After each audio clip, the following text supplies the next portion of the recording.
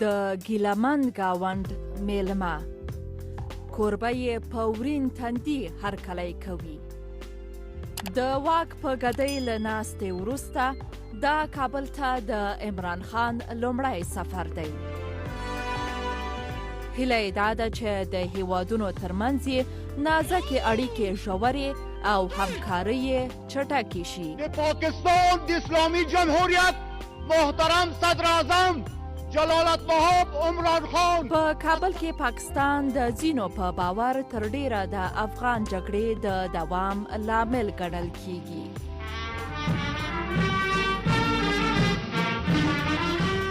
دا ځل یې لومړی وزیر ورته د خیر غوښتنې او سولې پیغام راوړی.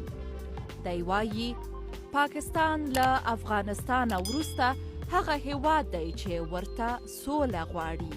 My idea of choosing this time to come. راتګ لپاره مې ځکه دا وخت وټاکه تر څو تاسو ته ډاډ درکړم چې پاکستان د تاوتریخوالي د کمښت او د اوربند لپاره هر کار ته چمتو دی.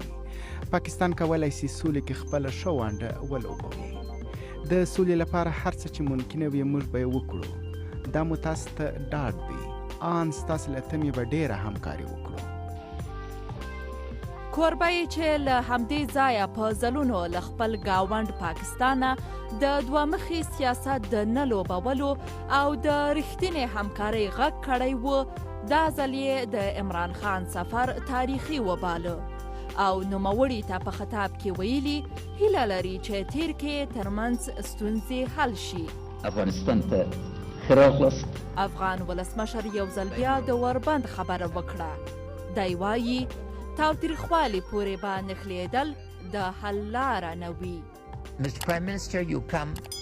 لومړی وزیر تاسو له یو لړ مهمو پیغامونو سره راغلی یې. په داسې حال کې چې دلته تاوتریخوالی ډیر شوی دی. موږ هر اړخیز اوربند غواړو. تاوتریخوالي پورې نښلېدل حل لار نه ده. د داسې ډول سیاست منل چې پکې تعامل وي ډیر مهم دی. باید ګډ لیدلوری رامنځته شي. ستاسو د نن ورځې سفر راتلونکي لپاره مهم ګام دی. ستاسو په بلنې سره به پاکستان ته هم درشم.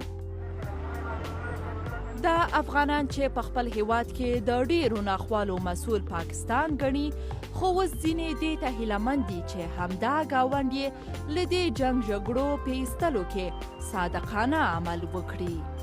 زما نوم بریالی فیضي دی. د کندهار یو تن اوسېدونکی یم. د پاکستان د لومړي وزیر د سفر په اړه مې نظر دا دی چې دغه ډول سفرونه ښه دي د روابطو د قایمولو لپاره د دواړو ملکونو تر څو سیاسي روابط یې پراخ شي، اقتصادي همکاري یو د بل سره پراخې شي. د افغانستان د سولې په پروسه کې پاکستان ډیر رول لري. البته که دوی اخلاصمنده کار وکوي په رښتینې توګه د یو ګاونډي په حیث زموږ سره په واقعي معنا د سولې په پروسه کې لاس یو کړي. زما هیله د پاکستان څخه دا ده چې باید په هغه طالبانو باندې چې اوس فعلا دپاره په قطر کې ناست دي او د سولې دپاره خبرې کوي په هغو باندې دا زور راوړي چې په افغانستان کې د اول اوربند وکړي. د کابل ښار اوسېدونکی یم. البته پاکستان د افغانستان سولې لپاره کولی شي چې د دواړو هیوادونو د ښه اړیکو ساتلو په خاطر د ښکلو لورو ترمنځ ښه مثبت رول ولوبوي. د پاکستان د لومړي وزیر عمران خان سفر په داسې وخت کې وشو چې په دوحه کې یوې سرچینې بي بي سي پښتو ټلویزیون ته د افغان سولې په خبرو کې د پرمختګونو خبر ورکړ. دغه سرچینه وایي چې د دواړو خواو مرکچي پلاوي پر طرزالعمل هوکړې ته رسیدلي او ډیر ژر به د سولې عمومي خبرې پیل شي. دغو خبرو ته او سولې ته د نږدې کېدو لپاره اوس افغانان د پاکستان ژمنو او کړنو ته سترګې په لاره دي. شازیه حیا، کابل.